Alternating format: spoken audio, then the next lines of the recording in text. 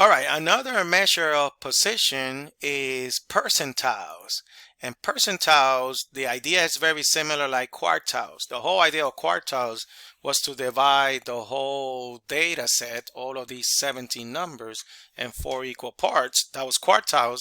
In percentiles, I want to divide the whole data set in 100 parts. Okay, that's basically the idea. Now, I want to give you, explain a little bit more what percentile means, the concept. And here's exactly, I think the best way to explain percentile is imagine a number line. I'm sorry, not a number line. Imagine a line of people. Okay. Person number 1 is right here. Person number 100 is here. There's 100 people in this line. Okay. And you are right there. Okay, imagine this is you in the line.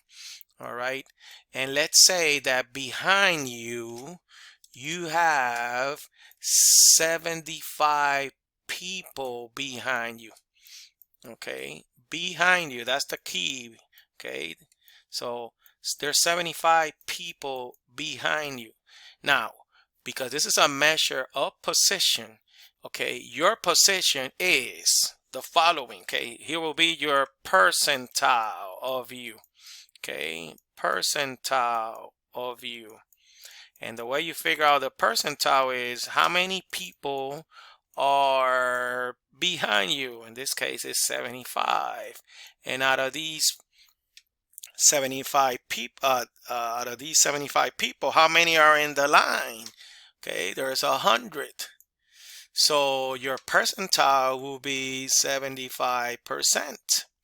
Okay, so your percentile will be written like this: P for percentile, and then they write 75% as a subscript. It's like in small font. It's a label in small font. So they're gonna write it like 75. So the percentile of you is P75, which means your percentile is 75%. Which basically means that you have 75 people behind you out of the 100 that are there.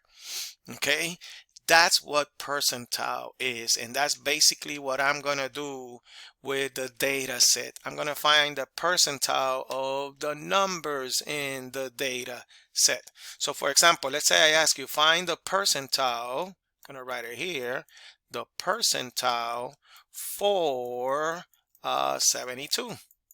Okay. Now, how do I find that? Well, let's find 72 in this list. Here is 72 right there. Now, how many numbers are smaller than 72? See, it's like how many people were behind you. How many numbers are behind 72? How many numbers are smaller than 72? 1, 2, 3, 4. There's 4 numbers before 72. So that will be the top of my fraction. Out of how many numbers are in the whole list?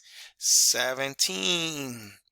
And then what I'm going to do is I'm going to take my calculator. 4 divided by 17. I get this this decimal. I'm going to multiply by 100 because that's how you make a decimal to a percent. So, and now I'm going to round to a whole number. So this will be 24%. So what is the percentile of 72? We're going to say that is P24. Okay, that's how you find the percentile. All right, let's say I do another example, very similar. I ask you, what is the percentile? Okay, the percentile for 81. Okay, so here we go again. Let me erase the red mark I did here, and let's find 81 in the list. Oh, it's right there. There is 81. How many numbers are behind 81? In other words, how many numbers are smaller than 81 in this list? So 1, 2, 3, 4, 5, 6, 7, 8, 9, 10, 11, 12, 13. There's 13 numbers smaller than 81 in this list. That will be my numerator. Out of how many numbers in the list? 17. Okay. So you can see I'm doing like something that we learned previously called relative frequency. Okay, I'm making a fraction. And once you make the fraction, you're going to convert the fraction to a decimal. So 13 divided by 17. And you get this decimal. Now you multiply by 100 because that's how you make a decimal to a percent. And then I'm going to round. And this will be 76. Or in fact, let me see. Yeah, 76%. In fact, usually I think we round up. So this will be 77%. Okay.